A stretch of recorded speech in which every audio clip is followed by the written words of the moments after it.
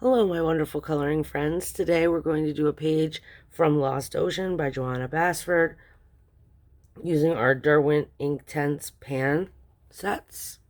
Just going to open them up real quick so you can see. I'll let you know the colors we're going to use as we get started.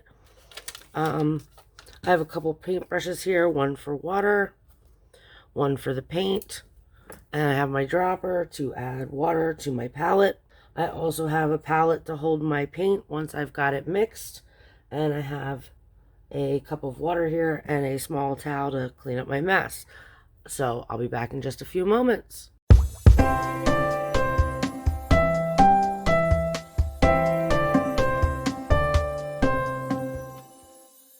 So my friend Marcy requested this page in Lost Ocean. Well, didn't request this page. We decided to do it as a buddy color so that I could show the Derwent Inktense and how I just go about laying down color on it. I have a book here, the Jane Austen She Said It Best book, that, let me see if I can find it. When I tend to not want to do a page, I try to do something that like encompasses the whole thing really easily. So I did the entire background in this greenish blue color and then just colored in the lake and added some black for definition. And that was really all I did for this page. That's kind of how I feel about this page. It's one that would never get colored normally because I'm not going to sit here with fine liners and do all this. I know there's people who have, and I've seen it and it's lovely.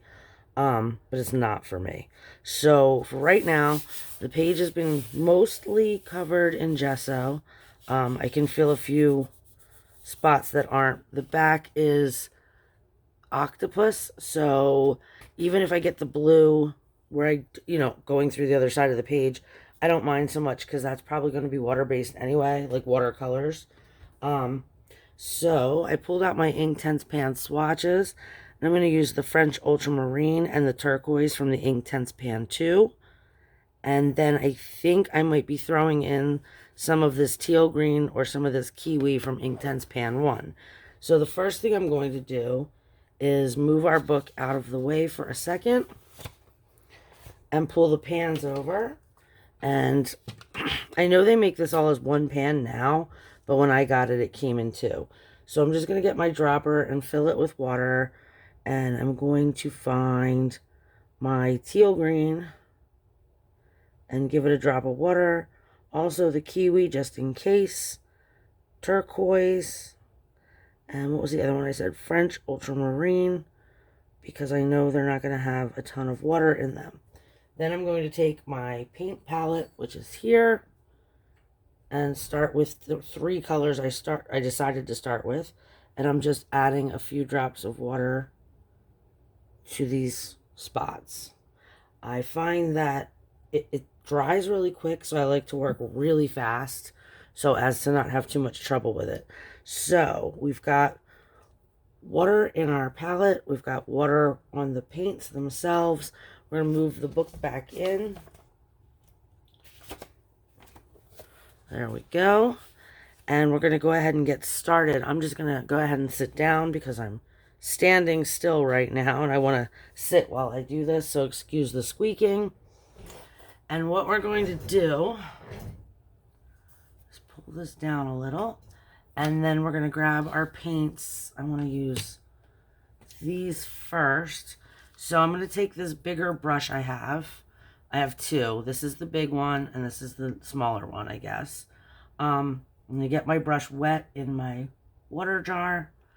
And then I'm definitely into this turquoise. So I'm going to snatch up a lot of this and just move this palette over so you can see better. I'm going to add it to this palette. And I'm going to try and make sure I get enough because I really don't want to go back in. I mean, I definitely can. I just want to have one consistency. And like I said, I don't tend to use these like how you would a watercolor where you put your brush in here and go straight to paper. I don't normally do that. So I'm just going to get a little more water in here and clean my paintbrush off. Try and save all the ink I've just pulled. And then I'm going to rinse my brush. And we're going to do it again with the French Ultramarine. And again, remember we had water in this palette before we started so that we have a nice wet consistency to work with. I do not claim to know what I'm doing or be an expert at anything, so take what you will from this. But this is how I just get a quick, easy background out of my Derwent pans. Then I have the teal green, which is another one I'm thinking about adding into this. I'm not getting a lot out of that, so I'm going to get some more water in there. Mix it up. And I'm okay with these getting contaminated by each other because it doesn't matter to me at all. I mean, I'll clean the palettes off when I'm done, but if some of one color gets into one of these little palettes or another, that's fine by me. So this is the kiwi, just in case. And I say that, but I think I'll start with it since it's my lightest color. And again, we're just making sure we get enough into the palette. All right, and then we're gonna rinse that brush really quick. Move my palettes out of my way. All right, now I have this giant brush because like I said, I'm very lazy. I like to do things as quickly as possible. I'm gonna go into the corner first. I'm just actually gonna grab another piece of paper and put that in here to protect the other side. And we'll get started. Okay, so the book leans a little, so it's going to make it a little difficult for me. I'm sure there's people that are able to deal with that a lot easier. I am taking my giant brush, putting it in my water, and getting it pretty good and wet. So I'm going to come into the corner, and you can see it's got a little bit of tint to it because it's the water that I've been using this whole time.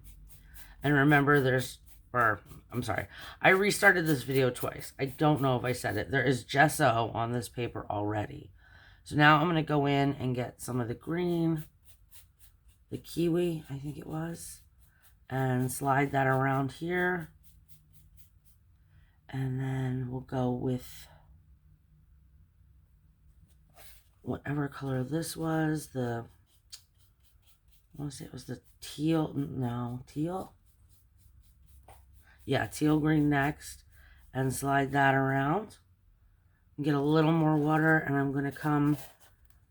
Look at me trying to hold this with my elbow. I should have got a clip too, but I did not. Okay, so now I'm getting everything wet again.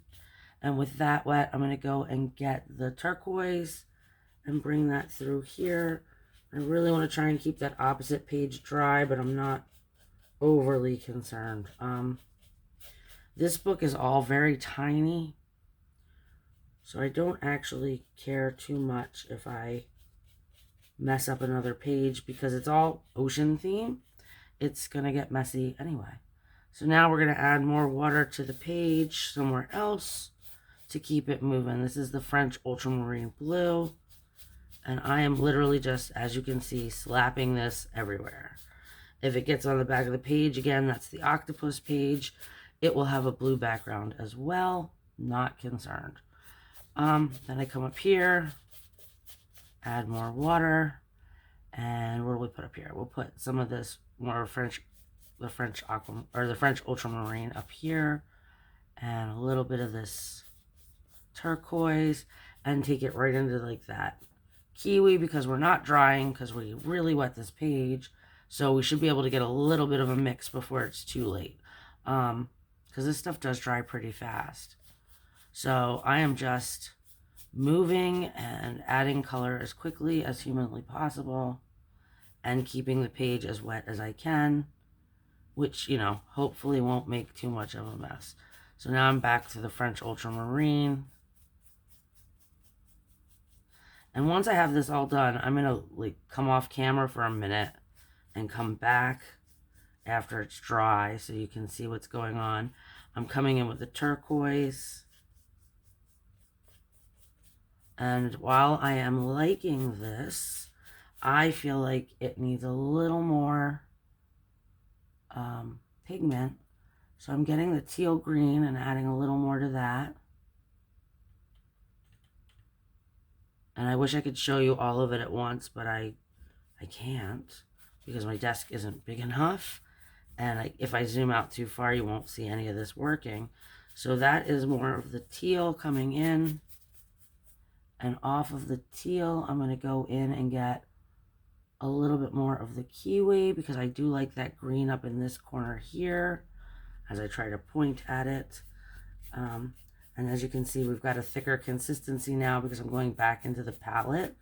But we've got a base layer, so we know where we want to be putting everything. So that's all that matters. And I'm going to get a little more of the kiwi over here, kind of the opposite end of it, and spread that out as well. And then let's do the turquoise. And I'm not doing a lot with my brush to keep it wet. I'm just using the paint in the palette to keep it wet. And I'm going to add the turquoise up through here and pull it like in and out of this kiwi color so that it kind of blends. We're doing the best we can to blend it because, like I said, it does dry super fast. So I'm going to put that down here as well.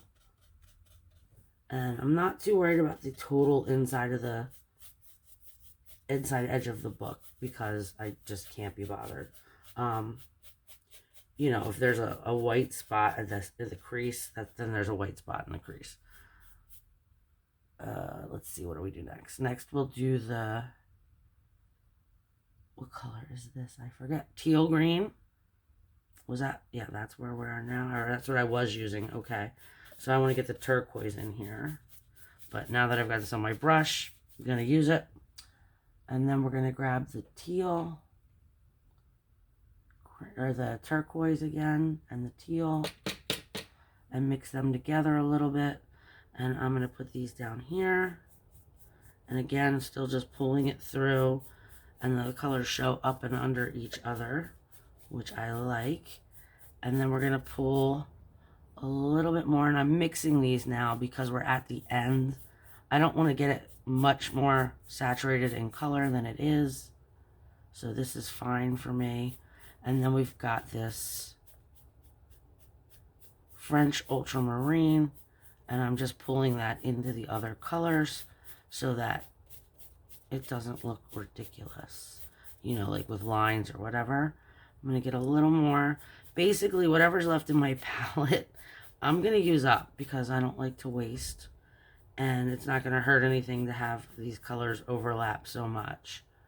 So there's some green and some of the teal, and a little bit of the turquoise. And if you see a spot that's lighter, you can go ahead and just dry brush those colors. And well, they're almost dry brushing. Let me get a little bit more water to get the rest of that French ultramarine out. And we're going to put that where? Down here. And as you can see, it's not really that aquamarine anymore, or that ultramarine anymore, because it's been so watered down. And that is what we have for a finished background. So I'm going to go and dry this off with my heat tool and then come back and talk about what I thought I might be doing for the rest of the picture. Because, like I said, I'm not going to color all this in. It's not my idea of a good time.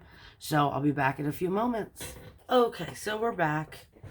And we're all dry. As far as bleed through, because I know if I was watching this video, I would want to know how bad it bled through, because I feel like I don't see that enough.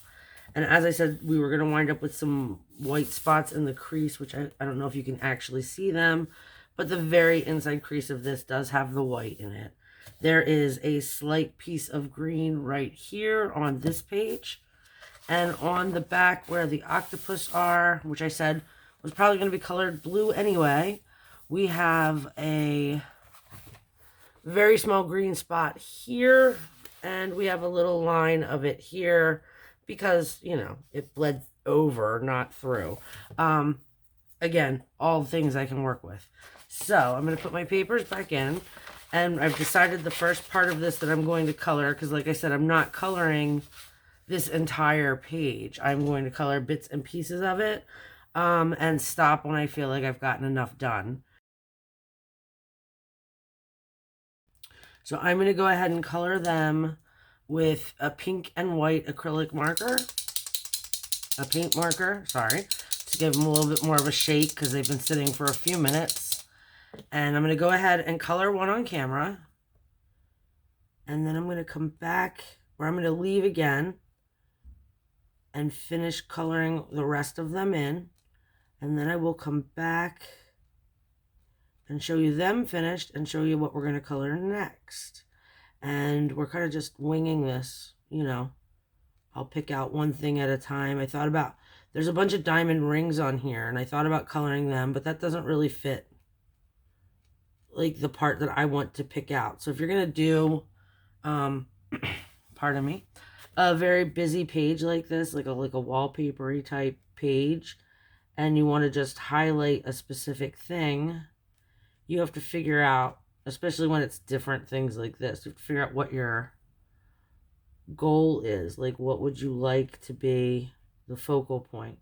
And for me, I really think it's like these shells, possibly the starfish.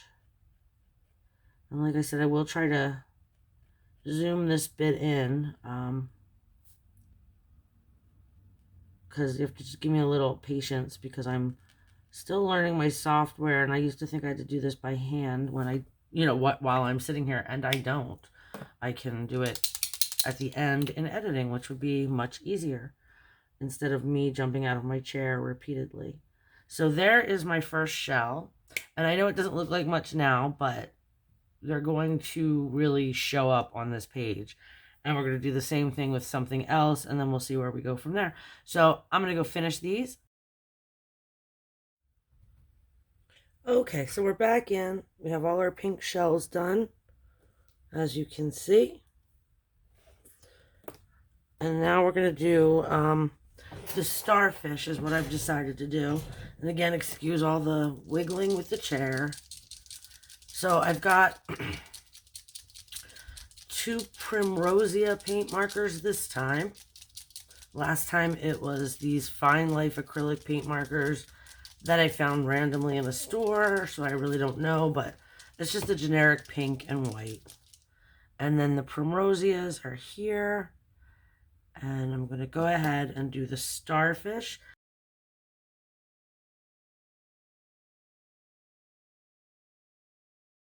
And then I'll come back and do the rest off camera and come back and we'll decide what's next after this. Because like I said, I'm not going to color everything, just very certain spots. And I'm trying to leave as much of the black lines in as I can, because I just think they add visual interest. So there is our starfish, and he has a circle in the middle, which I know I'm being very fiddly about it. But I'm taking this darker brown-ish color and loading in the circle. Okay, so there's our starfish, and we'll be back in just a moment with them completed, and we'll probably be doing the last thing we're going to do because I don't want to do a lot more than this. So I'll be right back. Okay, now all the starfish are done, as you can see here. And I'm going to go ahead with a gold Gellyroll, I think. We're going to see what it does. I just want to add a little bit of sparkle to it. So what I'm going to do is pick out these flowers and just color the petals or whatever this is, you know.